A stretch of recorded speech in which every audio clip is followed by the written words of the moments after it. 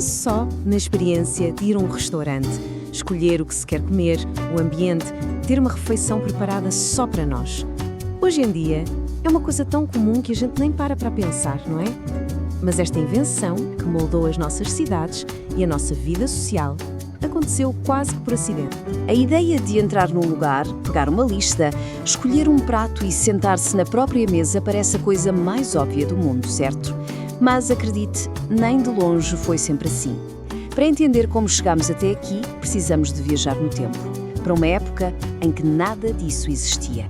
Antes do século XVIII, comer fora de casa não tinha nada a ver com prazer. Era pura necessidade, algo que principalmente os viajantes faziam. E a experiência era outra história. Imagina o cenário. Entra-se numa estalagem ou taberna medieval. Não há escolha. Come-se o que o dono decidiu cozinhar naquele dia, o famoso prato do dia, e pronto. A mesa é uma só, enorme, partilhada com um monte de estranhos. O ambiente é barulhento, caótico. Era uma coisa puramente funcional. Ninguém estava ali pela experiência. A ideia de vamos sair para jantar simplesmente não passava pela cabeça de ninguém. E então, tudo mudou. Como muitas grandes inovações, começou com uma ideia simples, num lugar muito específico, Paris, em meados do século XVIII. E o mais curioso é que tudo começou não com um banquete, mas sim com uma sopa. O ano é 1765. Um comerciante parisiense chamado Boulanger teve uma sacada. Ele decidiu vender algo novo, uns caldos bem ricos, bem quentes, que ele chamava de restauradores.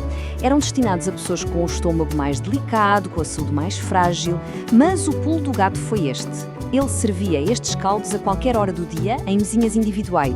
E é aqui que a origem da palavra se revela, o que é incrível. Restaurante vem do verbo francês restaurer, que significa, pois, restaurar. O primeiro restaurante não era o lugar, era a comida, era a sopa que restaurava as forças. A loja do Boulanger era literalmente um lugar que vendia restaurantes. A placa dele na porta prometia exatamente isso.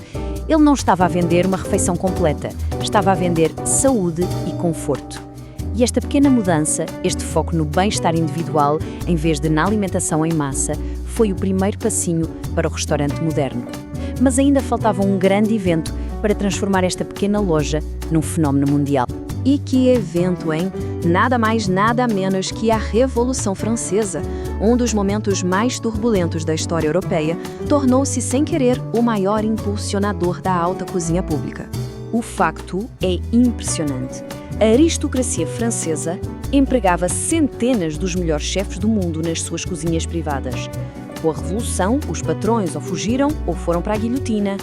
E estes chefes super talentosos, de uma hora para outra, ficaram sem trabalho. E o que é que eles fizeram? Fizeram o que sabiam fazer de melhor, cozinhar. Começaram a abrir as suas próprias lojas, seguindo o modelo do Boulanger, mas elevando-o a um nível completamente diferente. De repente, as técnicas e os pratos que antes eram só para a nobreza, estavam agora disponíveis para qualquer pessoa da classe média que pudesse pagar. Paris simplesmente explodiu com novos restaurantes. Mas estes novos estabelecimentos não ofereceram apenas comida excepcional. Não! Eles inventaram a própria experiência de jantar como a conhecemos hoje. As regras do jogo mudaram por completo. Passou a haver mesas privadas para conversas mais íntimas, horários de funcionamento fixos, uma enorme atenção ao serviço e à decoração do espaço e, talvez o mais importante de tudo, um menu impresso com uma lista de opções e preços.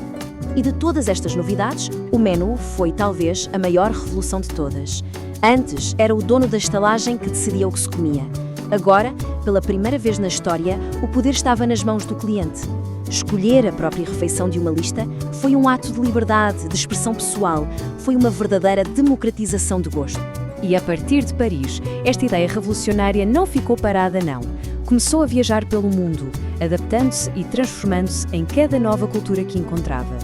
Nos Estados Unidos, por exemplo, evoluiu para o diner, aquele sítio rápido, casual e acessível, que se tornou o coração de muitas comunidades. No Japão, transformou-se em espaços de grande especialização e arte, como o bar de sushi, onde a interação com o chefe é parte fundamental da experiência. Em lugares como Mumbai, a ideia de comida pública, vibrante e acessível manifesta-se no mundo agitado da comida de rua. E, claro, a sua evolução final até agora, a cadeia de fast food global, que pegou nos princípios de escolha e consistência e os levou a uma escala planetária.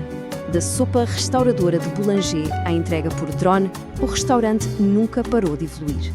Nasceu de uma necessidade de saúde, foi impulsionada por uma revolução política e espalhou-se pelo mundo, adaptando-se a todas as culturas. A questão que fica no ar é: qual será a sua próxima revolução?